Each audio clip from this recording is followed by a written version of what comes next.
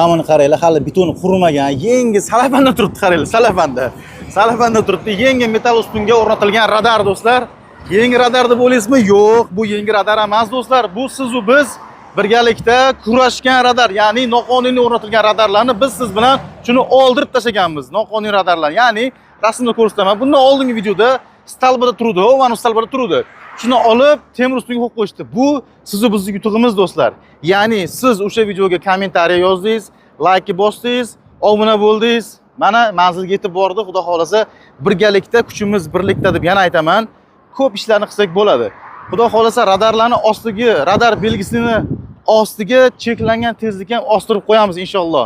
Kuchimiz birlikda. Shu videoga like bosing, kommentariy yozing, manzilga yetib borsin.